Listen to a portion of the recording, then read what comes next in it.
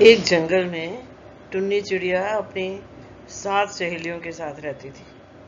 सबने एक से मकान बना लिए थे और सब बड़ी खुशहाल जिंदगी बिता रही थी।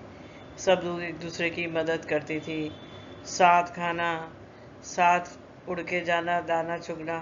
अरे सबके छोटे छोटे बच्चे थे तो उनको भी साथ साथ संभालना। इस तरह से ये बड़ी अच्छी जिंदगी बिता रही थी। बच्चों को अंदर कमरों में छोड़ के जाना और वापस आके दाना उनको देना। इस तरह से उनकी देखभाल करती थी। अब खबर फैल गई कि पड़ोस के जंगल से एक चील आ गई है और चिड़ियों को बच्चों को उठा के ले जाती है।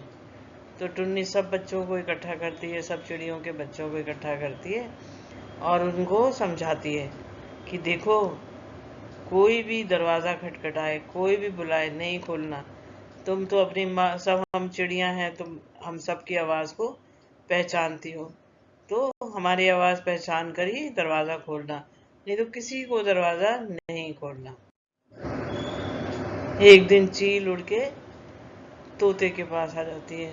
वो तोती है और वो नकल बड़ी अच्छी करती है, सब चिड़ियों की आवाज़ की नकल कर लेती है, सब अपनी सहेलियों की आवाज़ की नकल कर लेती है।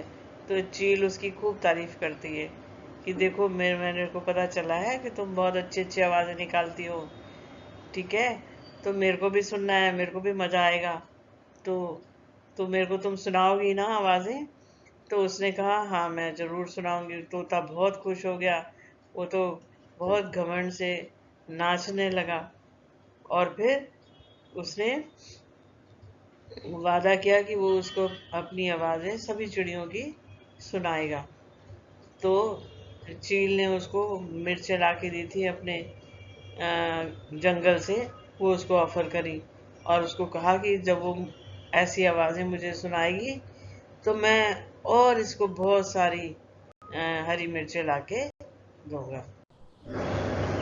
अगले दिन चील आती है, उसको उन सब चिड़ियों के घर के आगे बिठा देती है और बोलती है, मेरे को बड़ा मज़ा आएगा, तुम अपनी आवाज़ें निकाल निकाल के सुनाओ। तोता तो फूला न समाया कि उसकी इतनी तारीफ हो रही है, तो उसने आवाज़ें निकालने शुरू करी। कभी टुन्नी चिड़िया की, कभी कबूतर की, कभी कौवे की, हर एक की आवाज़ें निकाल रहा था और बच्चे निकल निकल के बाहर आ रहे थे। और फिर उसको अचानक आवाज़ें आनी बंद हो गई और उसने नोटिस किया कि चील एक बड़ा सा बोरे में बच्चों को बंद करके ले गई। वो तो बहुत बहुत बहुत ज़्यादा घबरा गया। उसे अपनी बेवकूफ़ी का अंदाज़ा हो गया और उसे पता चल गया कि चील ने उसको धोखा दिया है। अब जो तोती है उड़ के जाती है काले कौवे के पास और जल्दी जल्दी बोलने लगती है कि क्या हुआ है। लेकिन कौवे ने उसको कहा कि तुम आराम से बताओ क्या हुआ है। अगर घबराहट में कोई भी फैसला सही नहीं लिया जा सकता, ना ही तुम्हारी बात समझ में आ रही है। शांति करो, आराम से बताओ। तो तोती उसको सारा बताती कैसे जो चील है वो सारे बच्चों को इकट्ठा करके ले गई है, उसकी गलती से ले गई है, इसलिए उसको बहुत बुरा लग रहा है। उसी की सहेलियां, उसी के बच्चे चले गए हैं। तो कौवे ने कहा कि चिंता ना करो, अभी हम दोनों उड़ के चलते हैं, उड़ के और सोचेंगे कि हमको क्या करना है। अब कौवा उसको लेके उड़ता है और चील की खोज में निकलते हैं।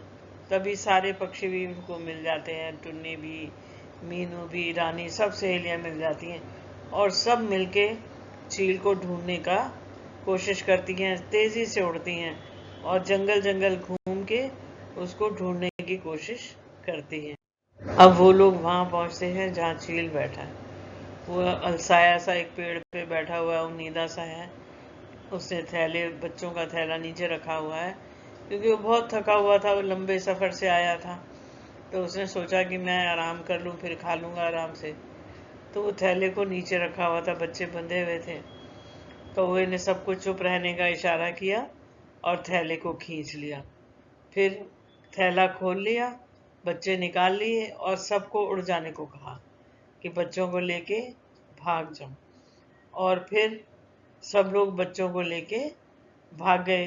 कौवे ने क्या किया, उस थैले में पत्थर भर दिए और उसको फिर से वैसे ही बांध के रख दिया। चील ने थैला उठा तो लिया, लेकिन उसे बड़ा भारी लग रहा था, उसे उठाया नहीं जा रहा था।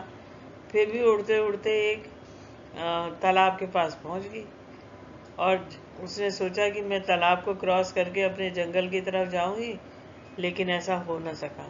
वो बहुत भारी था, पत्थर उसमें भरे हुए थे। वो उसके समेत नीचे गिर गई तालाब में और उसकी मृत्यु हो गई। Thank you.